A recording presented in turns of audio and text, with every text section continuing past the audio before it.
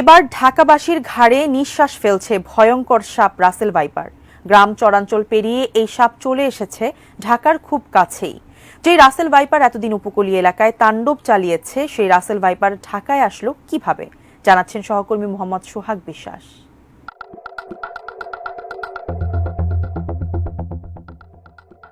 রাজধানী ঢাকার কাছেই মানিকগঞ্জের কিছু এলাকায় গত ৩ মাসে বিষধর রাসেল ভাইপারের সাপের কামড়ে অন্তত ৫ জন মারা গেছেন। সরকারি কর্মকর্তারা এ তথ্য জানিয়েছেন।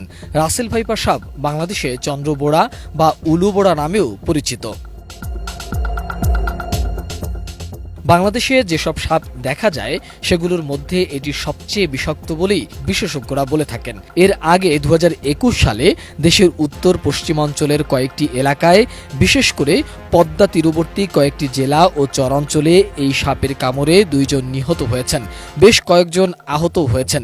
এই ঘটনা বেশ আলোচনার জন্ম দিয়েছিল। গত কয়েক মাসে এই সাপের কামড়ে অসংখ্য মানুষের মৃত্যু হয়েছে। এটি রীতিমতো গোটা দেশেই আতঙ্কের। কিন্তু গত কয়েক মাসে এই সাপের উপদ্রব দেখা যাচ্ছে ঢাকার একেবারে কাছে মানিকগঞ্জ জেলার হরিরামপুর উপজেলার চর এলাকাগুলোতে। এ থেকে আতঙ্ক ছড়িয়ে পড়ছে ঢাকার মধ্যে ঢুকে পড়তে পারে এই রাসেল ভাইপার সাপ। মূলত ২০১৩ সাল থেকে এই সাপটি বেশি দেখা যাচ্ছে। পদ্মার চরাঞ্চল থেকে শাখা ও উপনদী ধরে কচুরিপানার সাথে এগুলো পাশের এলাকাগুলোতে যাচ্ছে। মানিকগঞ্জের চরে এভাবেই সাপগুলো ভেসে এসেছে বলেও মনে করা হচ্ছে। হরিরামপুরের লেসরাগঞ্জ ইউনিয়ন পরিষদের কাঞ্চনপুর ও ফরিদপুর সদর উপজেলার চরে সেলিমপুর এলাকায় সবশেষ সাপটির কৃষকদের দৃষ্টিতে এসেছে। ২০১৩ সাল থেকে ২০১৬ সাল পর্যন্ত বাংলাদেশের বিভিন্ন এলাকায় ২০টি রাসেল ভাইপার দংশনের ঘটনা বিশ্লেষণ করে এর একটি গবেষণা ফল ২০১৮ সালে প্রকাশিত হয় journal of the Asiatic society বাংলাদেশে।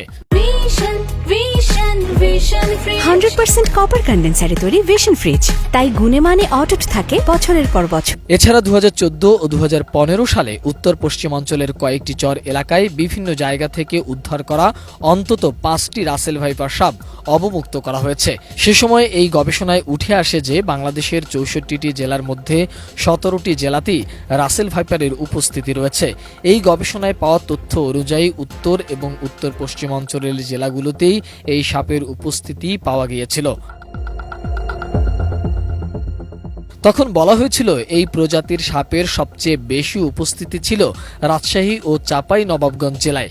যদিও এই সাপের উপজাতিটি বাংলাদেশ থেকে বহু বছর আগে বিলুপ্ত হয়ে গিয়েছিল বলেই ধারণা করা হচ্ছিল, কিন্তু গত ১০ থেকে ১২ বছর আগ থেকে আবারও এই সাপের কামড়ের ঘটনাগুলো বারবার দেখা যাচ্ছে। ঘন ঝোপঝাড় আর পরিত্যক্ত জমি অপেক্ষাকৃত কমে যাওয়ায় এই সাপ কৃষি জমিতেই থাকে, যার ফলে যারা মাঠে কৃষিকাজ করতে যান তারা রাসেল ভাইপারের দংশনের সবচেয়ে বেশি শিকার হচ্ছে। এছাড়া বর্ষাকালে নদীর পানি বাড়ার ফলে ভারতের নদ নদী থেকে ভেসেও এই সাপ বাংলাদেশে প্রবেশ করতে পারে বলেও ধারণা করা হচ্ছে। মোহাম্মদ সোহাগ বিশ্বাস, এটিএন নিউজ, ঢাকা।